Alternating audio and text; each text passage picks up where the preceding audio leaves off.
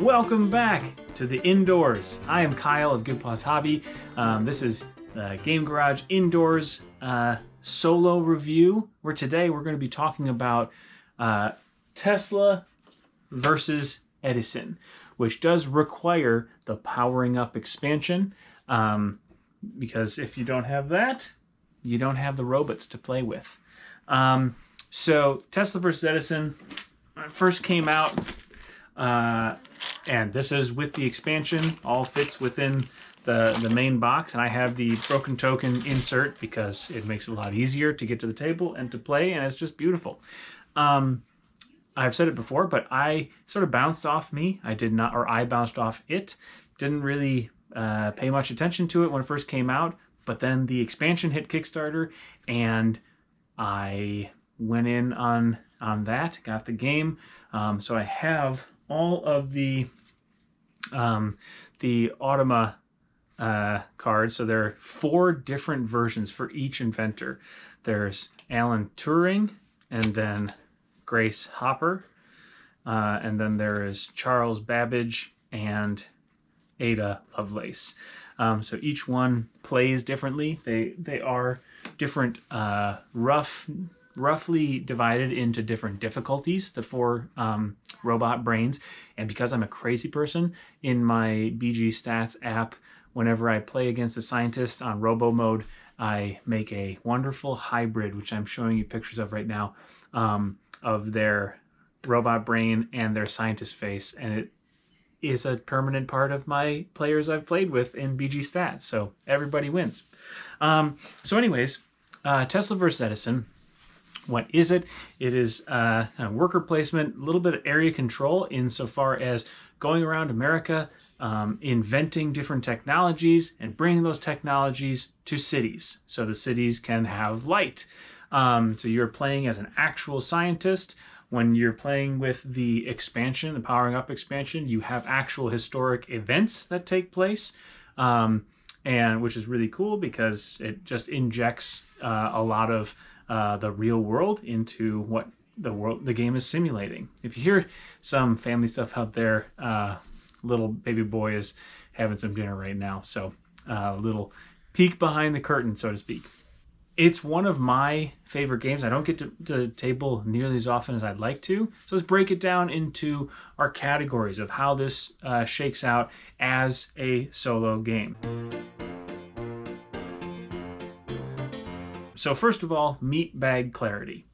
For this one, I am going to go from 1 thumb down up to no thumbs. So this is not a particularly shining moment for the game. And that is because while the game is beautiful, the components are beautiful. I love the look of the map. I love the colors, the palette they chose for all the different cubes. Just for all the different components, they look great. But this is the powering up rulebook. This is the regular rulebook. This is the AI rulebook. And here is a somewhat helpful breakdown I found on BGG with a couple mistakes and quite a few things that they sort of missed out, or they didn't include. There's the phrase.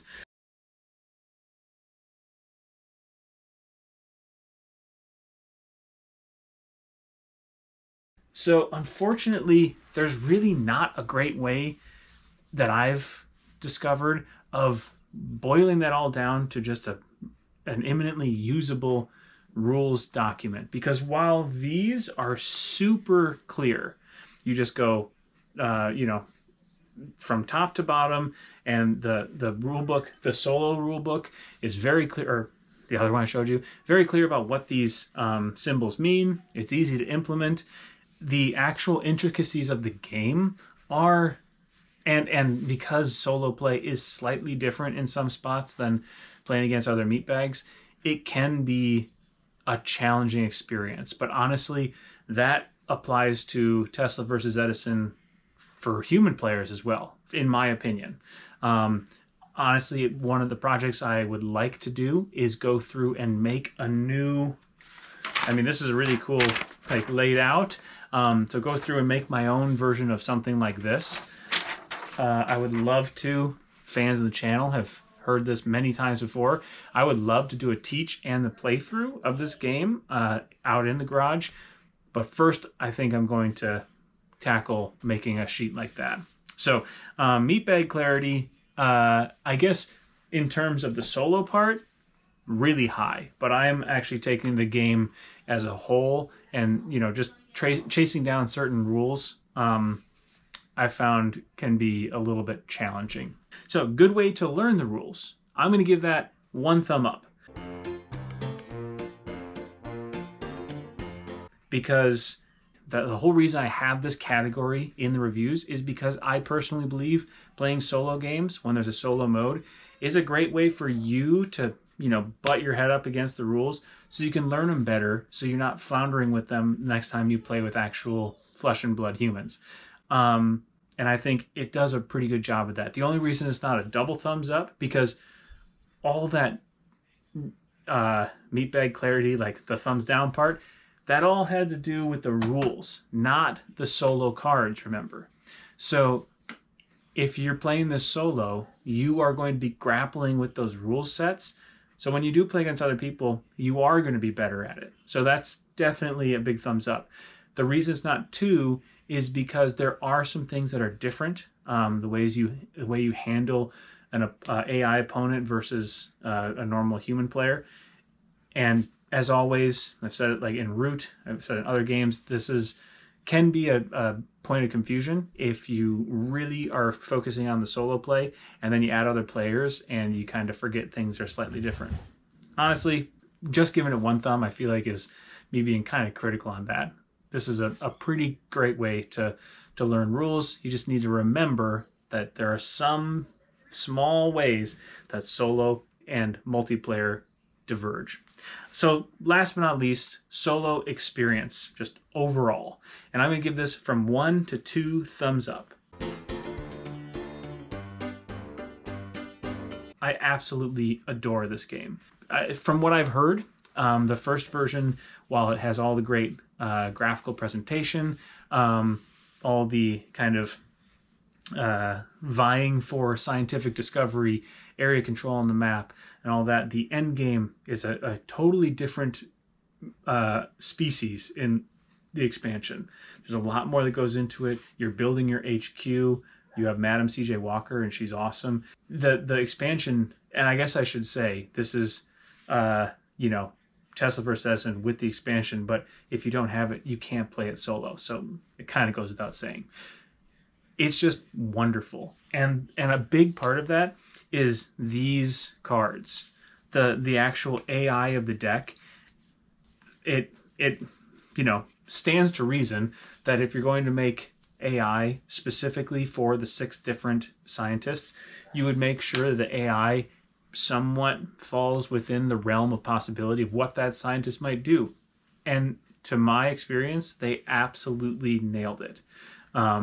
There are some times with the more well-known, you know, Tesla going after the like big kind of wild and grandiose experiments. Madam CJ Walker going for the smaller things, but spreading out in a regional way. And Edison going for patents as much as he did. There are ways that if you have some amount of history, it's not a 1-to-1, but you can use that against the robots. And sometimes it works, sometimes it doesn't. But that's how it works with meatbags too. Sometimes you think your friend who was going for that one city suddenly decides he's going to go against something else. And, you know, you just got to react to it. But overall, it really presents an interesting kind of tug of war with all these different things. Developing, patenting, getting the projects out on the map, the stocks. And that's the part that, unfortunately, it's not just a solid 2 thumbs up, because stock manipulation, when you're the only like thinking member of the table, it can sometimes come across as a little bit hollow, because while the AI does have ways, you know, sometimes they'll buy the highest stock, sometimes they'll go for the lowest, like cheapest, sometimes they'll buy their own to inflate their costs. It's just never going to be the same just like guile as looking across the table at your friend who's like because you stole that town from them, they're going to just tank your stock and go for this other thing. It's not going to be ever quite as brutal as going against your friends could. But honestly, because of the expansion adding so much more than just the stock as like the pinnacle of the game, I'm totally okay with that part feeling a little bit, ringing a little bit hollow, because the rest of it feels fantastic. So overall, Tesla versus Edison, I think, is just a wonderful game. I love just getting to the table just so I can feel it and I can see it and I can share it. And when I do come up with a more succinct, my own version of something like this, I will absolutely share that, and would love to share this game out on the Game Garage, because I think it's delightful. So that's my take. Tesla versus Edison with the powering up expansion. It's awesome, if a little bit confusing.